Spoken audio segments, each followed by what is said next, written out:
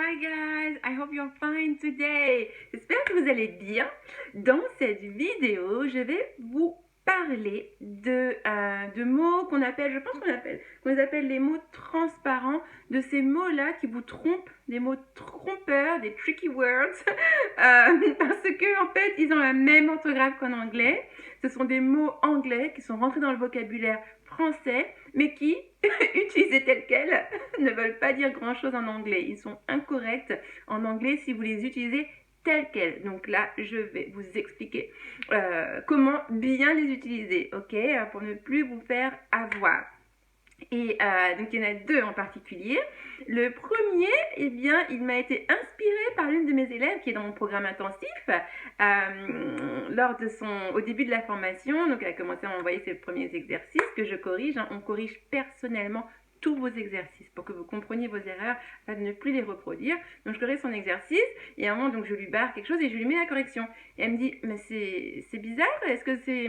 Enfin, pourquoi c'est le même mot en anglais? Est-ce que c'est une sorte d'expression ou quoi? Et du coup, je lui ai expliqué que donc ce fameux mot, c'est parking, pour dire parking, hein, un parking. On dit, ben un parking, c'est facile en anglais. C'est parking, c'est un mot anglais. Donc, on peut utiliser parking comme ça. Quand on veut faire une phrase, par exemple, j'ai garé la voiture dans ce parking.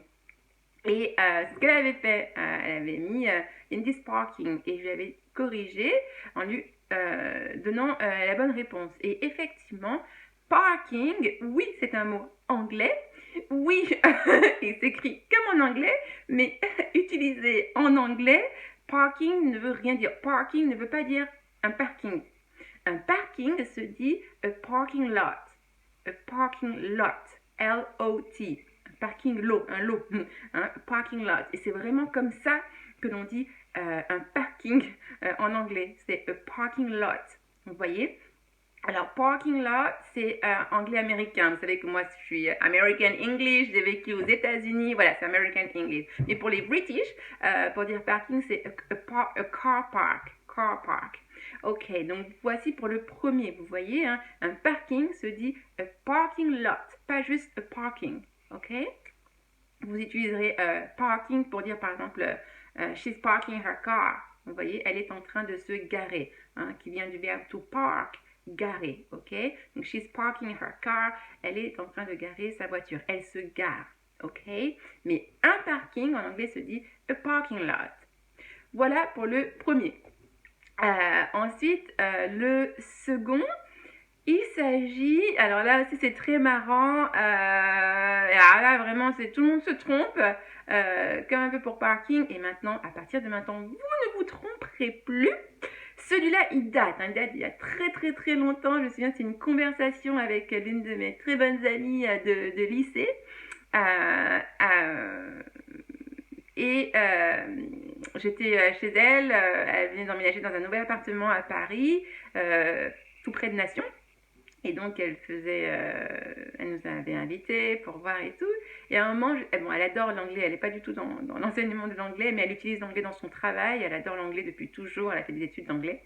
Et je ne sais pas comment on est arrivé à ce sujet-là, et on en a parlé. Et on a dit effectivement que, et puis je l'ai revu aussi hein, avec d'autres élèves du programme, pour dire un dressing, c'est pareil, un dressing. Oh, avec l'accent français, comme on dit, n'est-ce pas? Un dressing. Dressing, c'est un mot anglais, un dressing.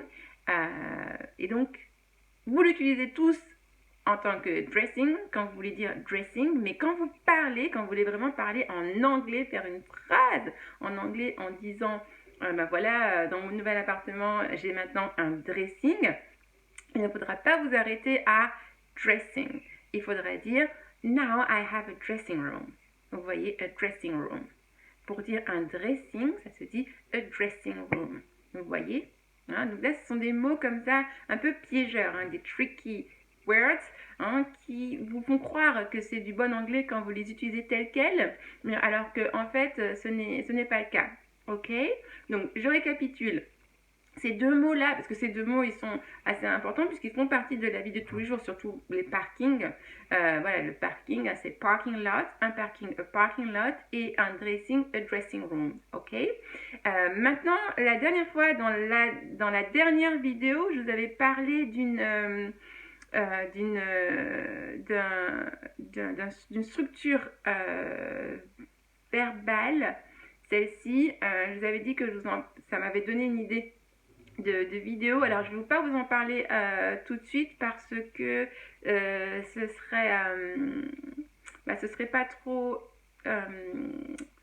it doesn't make sense. It doesn't make sense because here we are talking about vocabulary, okay? And what I'm thinking about right now is a verb. So I will tell you about it in the next video, ok? Je vous parlerai de ce verbe-là, de cette structure verbale avec les trois mots un peu qui posent confusion. Donc c'est un peu comme, voilà, les petits mots comme ça à confusion où il ne faut pas se tromper, ils sont des verbes. Donc on les verra dans la prochaine vidéo. Donc ne manquez rien et surtout, j'en profite pour dire, si vous n'êtes pas encore abonné, eh bien cliquez, sur le bouton abonner, s'abonner et sur la petite cloche pour ne rien louper quand je sors une nouvelle vidéo. Et dites-moi en commentaire, ça m'intéresserait deux choses déjà. Dites-moi si vous connaissiez cette petite différence, parking, parking lot, dressing, dressing room.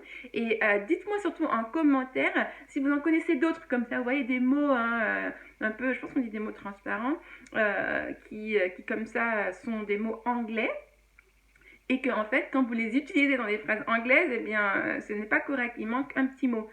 Il y a donc parking lot, il y a dressing room, il y en a un autre là, mais je ne vais pas tout vous révéler. Dites-moi dans les commentaires. Dites-moi, comme ça je serai curieuse de voir si une personne aura pensé au mot qui vient de me venir à l'instant, d'accord? Et selon vos commentaires, je vous dirai le mot auquel je pensais. Ok, donc j'espère que tout est clair et que ça vous a aidé.